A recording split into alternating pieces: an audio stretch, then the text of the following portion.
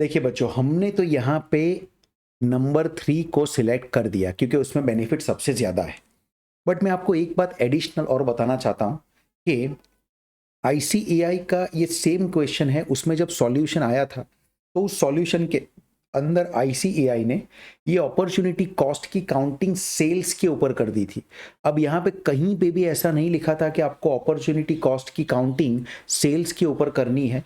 But कई बार क्या होता है, कुछ एजम्पशंस या ऐसे ही आईसीएआई कॉस्ट का डिटेल होते हुए भी कंप्यूटेशन सेल्स पे कर देती है, उससे एक प्रॉब्लम क्रिएट होता है। बट कोई बात नहीं, मैं तो कॉस्ट पे ही गिन के एग्जाम में आंसर दूंगा। खाली एक बार आपको बता देना चाहता हूं कि अगर ये सेल्स पे अपॉर्चुनिटी कॉस्ट गिना होता तो उससे क्या होता। उसके लिए एक नया पेज ऐड करते हैं और क्वेश्चन को एक्सपेक्टेड प्रॉफिट से शुरू करते हैं। राइट, देखो एक नया पेज ऐड किया है और मैं यहाँ पे लिखता हूं opportunity cost, right, computed on sales. One of the ICAI solution has done this, right? मैं जानता हूं कि कॉस्ट पे ही सही आपको मिलेगा, लेकिन एक बार मैं आपको खाली बताना चाहता हूं कई बार इससे आंसर बदल जाते हैं।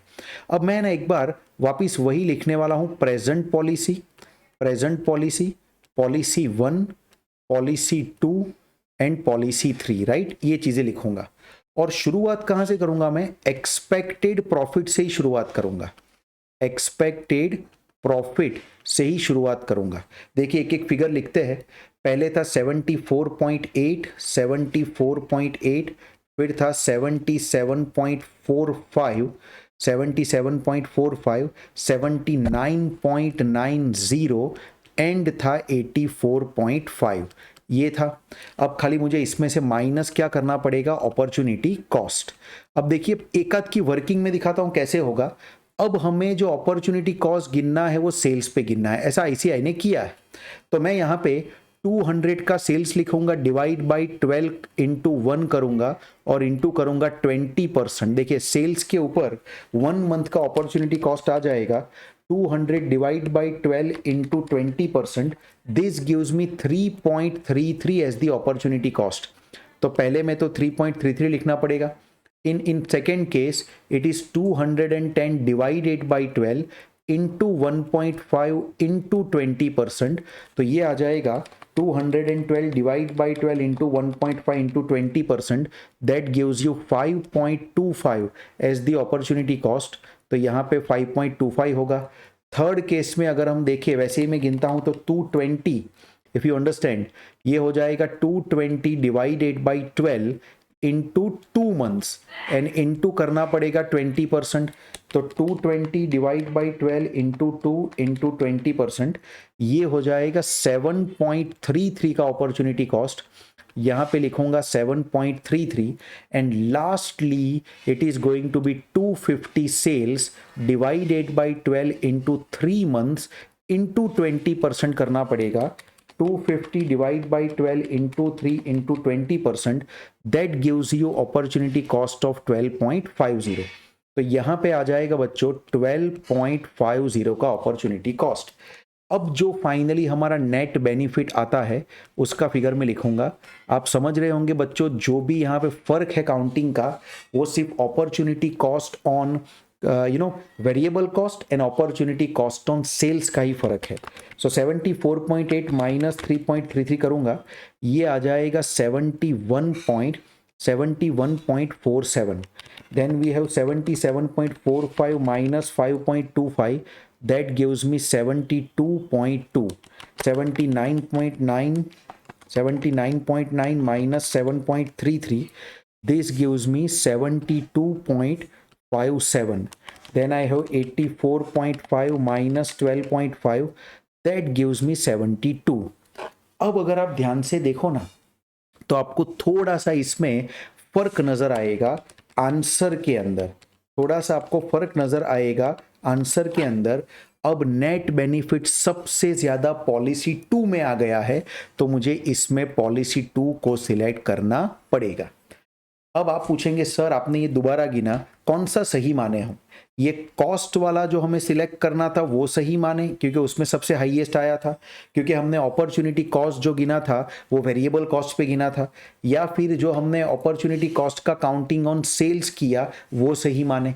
देखिए टू बी वेरी ऑनेस्ट मेरा तो ऐसा मानना है कि अपॉर्चुनिटी कॉस्ट जो आपने कॉस्ट पे गिना है, हमने इतने सारे क्वेश्चन गिने, हर जगह हमने अपॉर्चुनिटी कॉस्ट किसके ऊपर गिना है, कॉस्ट के ऊपर ही गिना है। तो मेरा ऐसा मानना है कि आपको अपॉर्चुनिटी कॉस्ट कॉस्ट पे गिना है, वही सही आंसर चलाना है। बट आईसीएआई ने खुद ने इस बार सेल्स पे गिन के सॉल्यूशन दिया है। Now it is a problematic solution. आपको करना क्या चाहिए, एग्जाम में एक नोट लिख देनी चाहिए। अगर आप कॉस्ट पे गिनते हो या सेल पे गिनते हो, एक नोट आप लिख दो। मुझे लगता है उस नोट को ध्यान में रख के एग्जामिनर आपको सही मार्क्स देगा। तो ये था बच्चों एक अल्टरनेटिव सॉल्यूशन जो आईसीएआई ने दिया था। मैं उससे इतना एग्री नहीं करता क्योंकि क्वेश्चन में कहीं पे भी हमें ये बोला नहीं था कि आपको सेल्स के ऊपर कॉस्ट गिननी है। ढेर सारे सवाल ऐसे हमने गिने हैं इस वीडियो में कि जिसमें मैंने अपॉर्चुनिटी कॉस्ट वेरिएबल कॉस्ट पे ही गिनी है। तो प्लीज ध्यान दीजिएगा। ये था आपका क्वेश्चन नंबर 8 बच्चों। चलिए क्वेश्चन नंबर 8 के बाद अब हम गिनने वाले हैं क्वेश्चन नंबर 9। ये भी एक अलग टाइप का अच्छा सा क्वेश्चन है। क्या लिखा है देखिए, इवेल्युएशन ऑफ क्रेडिट पॉलिसी का ही क्वेश्चन है लेकिन थोड़ा अलग टाइप का है। तो प्लीज मेरे साथ रहिएगा और इसमें ध्यान दीजिएगा। देखते हैं क्या लिखा हुआ है। The credit manager of XYZ limited is reappraising the company's credit policy, right?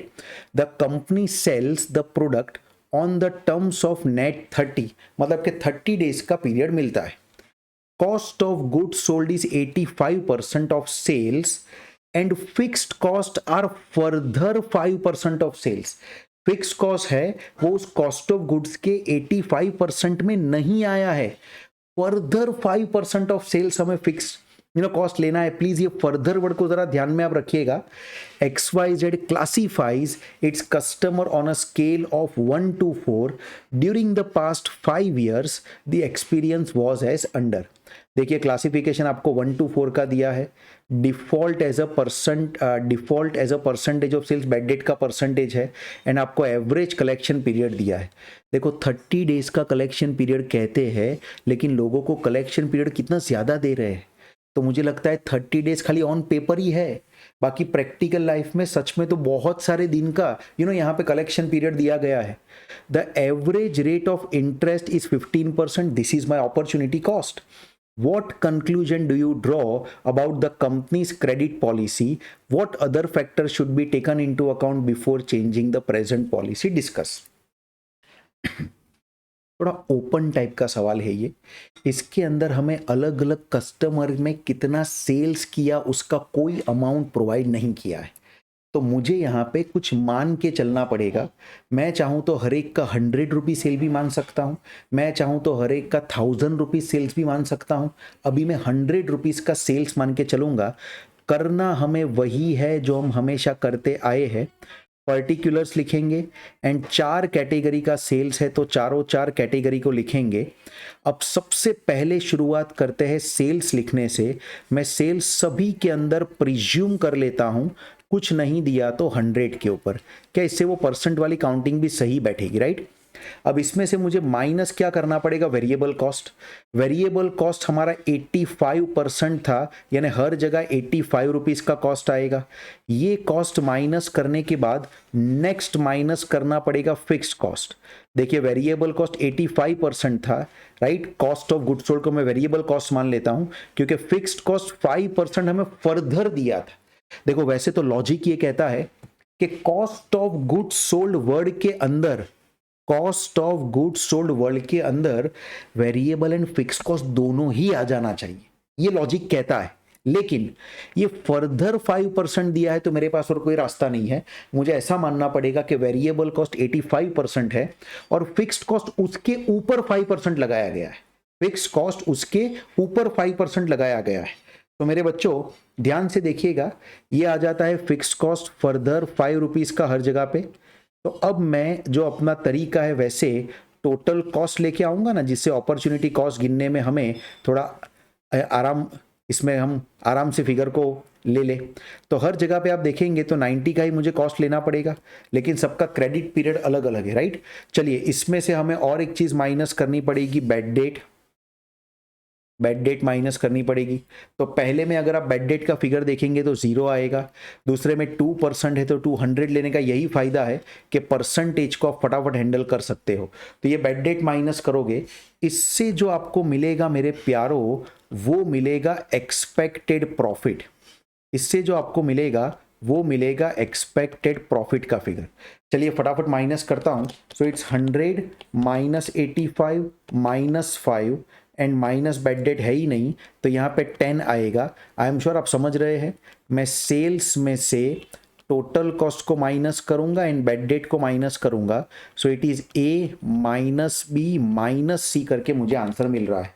100 minus 90 minus 2 यहाँ पे 8 आएगा। वैसे ही 100 माइनस 90 माइनस 10 100 ओ तीसरे के अंदर प्रॉफिट सीधा 0 ही हो गया बच्चों। एंड फोर्थ के अंदर तो 10 रुपी का नेगेटिव यानी कि आपको लॉस हो गया, राइट, लॉस हो गया। इतना ही नहीं, अभी मेरे बच्चों अपॉर्चुनिटी कॉस्ट भी तो गिननी पड़ेगी ना। तो अपॉर्चुनिटी कॉस्ट कैसे गिनेंगे? देखिए पहले में 45 डेज है तो मैं पहले की वर्किंग अपॉर्चुनिटी कॉस्ट की यहां पे करता हूं। मुझे सेल्स लेना पड़ेगा 100 डिवाइडेड बाई कुछ नहीं बोला तो मैं 365 डेज ले लूंगा, इंटू करूंगा 45 डेज, राइट, इंटू करूंगा 45 डेज। तो ये मुझे एवरेज डेटर का बैलेंस मिलेगा बच्चों, और इंटू कर दूंगा मुझे कितना अर्न करके देना था 15%। तो इंटरेस्ट का 15% यहाँ पे मल्टीप्लाई करके देखता हूँ अपॉर्चुनिटी कॉस्ट क्या आता है। 100 डिवाइड बाई 365 इंटू 45 इंटू 0.15 1.85 का आपका अपॉर्चुनिटी कॉस्ट आ रहा है। थोड़ा इसको अच्छा इसमें भी कॉस्ट पे गिन के देखते हैं ना बच्चों, सेल्स पे क्यों गिने? 100 तो सेल्स था, we have a figure of cost. तो मुझे लगता है कि 90 पे गिनना ज्यादा बेटर रहेगा। मैं हमेशा कॉस्ट वाला फॉलो करना चाहता हूं। 90 बाई 365 इंटू 45 इंटू 15% 1.66 का हमारा अपॉर्चुनिटी कॉस्ट आ रहा है, 1.66। तो यहां पे लिखना पड़ेगा 1.66। दूसरे का अगर अपॉर्चुनिटी कॉस्ट गिनूं तो वो हो जाएगा 90 डिवाइड बाई 365 इंटू 42 डेज है दूसरे में, और इंटू करना पड़ेगा 15%। देखते हैं 90 डिवाइड बाई 365 इंटू 42 इंटू 15% 1.55 का अपॉर्चुनिटी कॉस्ट आ जाएगा। तो यहां पे लिखना पड़ेगा 1.55 का opportunity cost. In the same way third अगर अपॉर्चुनिटी कॉस्ट का फिगर निकालूं तो वो हो जाएगा 90 divide by 365 into 40 days into 15%। मैं तो कहता हूँ सीधा डेज का फर्क ही रिप्लेस कर दो तो भी चलेगा। तो एग्जाम में क्या है, हर वर्किंग दिखाने की कोई इतनी ज़रूरत नहीं है। ये आएगा 1.48, ये आएगा 1.48। तो मैं यहाँ पे अपॉर्चुनिटी कॉस्ट लिखूंगा 1.48। And in the same way last में मैं खुद ही गिन लेता हूँ 90 divide by 365 into 80 days into 15% 2.96 का सीधा अपॉर्चुनिटी कॉस्ट आ जाएगा, 2.96। अब ये भी एक्चुअली माइनस ही करना है तो माइनस माइनस करके आखिर में तो प्लस हो जाएगा। चलिए बच्चों लिखते हैं हम जो हमेशा लिखते हैं, वो है नेट बेनिफिट का फिगर। नेट बेनिफिट का फिगर पहले में अगर देखेंगे तो 10 माइनस 1.66 मतलब कि 8.34 आएगा। दूसरे में 8 माइनस 1.55 6.45 आएगा। तीसरे में नेगेटिव 1.48 आएगा। एंड लास्ट में तो नेगेटिव और दोनों नेगेटिव है तो 12.96 नेगेटिव आएगा। इसमें से ये माइनस ही करना है ना बच्चों। तो देखिए यहाँ पे क्या हो रहा है। आप पहली बात नोट करो कि आपकी जो क्रेडिट पॉलिसी है उसका कंक्लूजन ये निकलेगा that the company is giving very high credit period. Conclusion क्या निकलेगा, मैं यहां पे इसको शॉर्ट में लिखता हूं, the company is giving very high credit period. Company सबको कहती क्या है कि 30 डेज में पैसा लौटा देना, लेकिन लोग 80 डेज तक पैसा नहीं लौटाते। सोचो कंपनी का अपने रिसीवेबल के ऊपर उतना कंट्रोल नहीं लगता है, मतलब कि ये गलत है। एक बार अगर चाहे तो कंपनी फर्स्ट एंड सेकंड वाले कस्टमर को टॉलरेट कर सकती है, राइट। मैं इसको यूं लिखता हूं, except customers of scale 1 and 2। ये एक्सेप्ट किया जा सकता है क्योंकि उसका नेट बेनिफिट आप देखो तो पॉजिटिव आ रहा है, राइट। लेकिन आपको रिजेक्ट करना पड़ेगा, रिजेक्ट करना पड़ेगा, रिजेक्ट करो कस्टमर्स, रिजेक्ट करना पड़ेगा आपको customers of scale, customer of scale 3 and 4, 3 and 4 वालों को आपको रिजेक्ट करना पड़ेगा क्योंकि उन दोनों का नेट लॉस आ रहा है। अच्छा, और कौन कौन से इसमें कदम लिए जा सकते हैं अगर ऐसा पूछा है तो उसमें हम अपने हिसाब से लिख सकते हैं।